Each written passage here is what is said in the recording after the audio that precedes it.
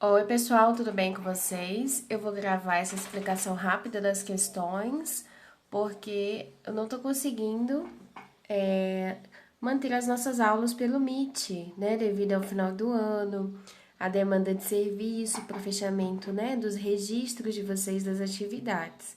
Então, eu vou só fazer um comentário aqui rápido das questões da semana 3 do PET 7 de ciências, tá bom?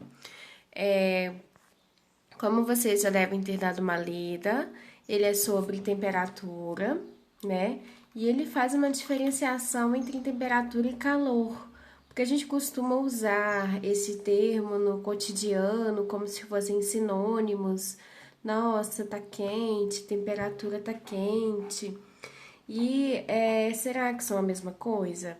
Então, vocês viram essa semana que não, né, que temperatura e calor não são sinônimos.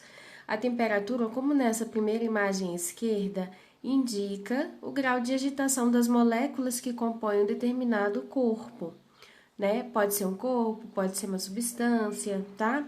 Aqui nessa imagem, por exemplo, eu tenho os elementos que compõem algo. Pode ser, por exemplo, a água ou gases dissolvidos no ar, tá? Então, independente do que for, quando a temperatura está menor, né, o grau de agitação das moléculas é menor, ou seja, a distância entre elas é menor, a movimentação delas é menor. No entanto, quando esses componentes dessa substância, o corpo, começam a se agitar, né, aumentar a distância entre eles, como nessa segunda parte da imagem, aumentar a sua movimentação, nós temos aí um aumento de temperatura. Então, a temperatura ela vai indicar esse grau de agitação das moléculas que compõem um corpo, tá bom? E o calor, professora? O calor, ele já vai indicar a transferência de energia entre corpos que têm diferentes temperaturas, né? Porque corpos em contato que têm diferentes graus de agitação nos seus componentes, né, nas suas moléculas, eles tendem a receber ou perder calor. Sempre a tendência é o calor propagar, frio nunca propaga.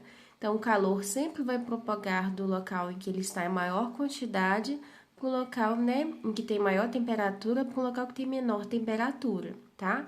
Então, esses corpos com maior agitação em suas moléculas vão perder energia em forma de calor, tá? Então, calor é uma maneira de transferência dessa energia contida na agitação dessas moléculas, tá bom?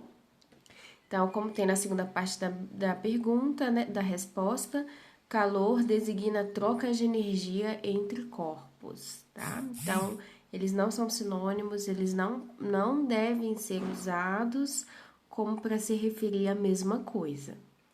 Na segunda questão, né, já tem até a resposta para vocês, e a gente meio que conversou sobre isso já na primeira questão.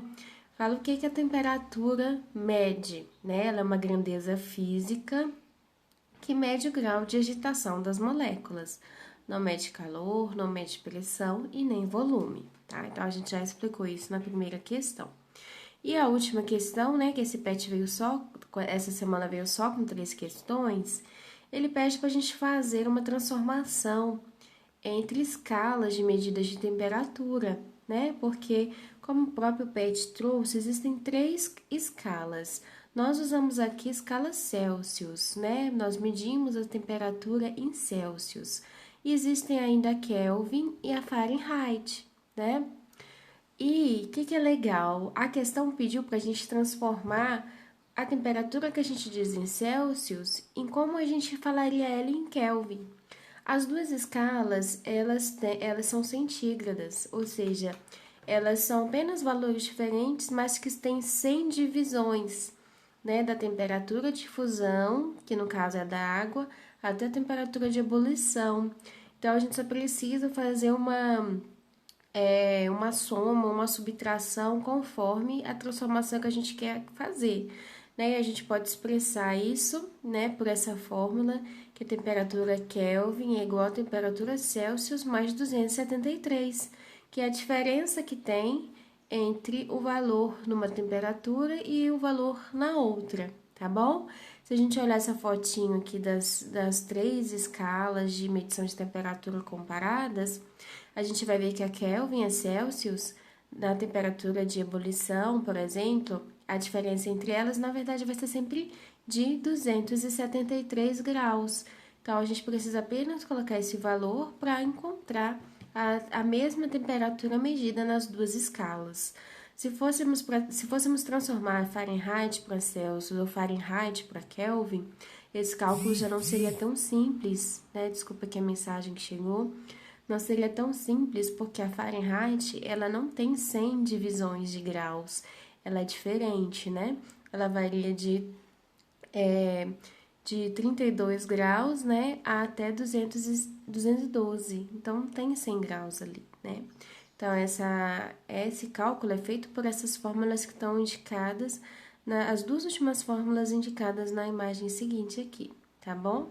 Então, fazendo uma continha, né, substituindo, já que a questão informou que em graus Celsius a substância estava a 40 graus, né, que é um fluido, quanto ela estaria em Kelvin? Para expressar 40 graus Celsius em Kelvin, a gente coloca o valor de Celsius na fórmula e soma com 273. E nesse caso, essa temperatura em Kelvin seria 313 Kelvin, tá bom? Eu espero que tenha esclarecido. Algumas pessoas já tinham me enviado perguntas sobre como fazer esse cálculo, né, da transferência, da expressão em diferentes escalas termométricas. Aí eu espero que essa explicação tenha ajudado. Muito obrigada. Espero que esse vídeo curtinho ajude vocês com a semana 3. Beijos, até mais.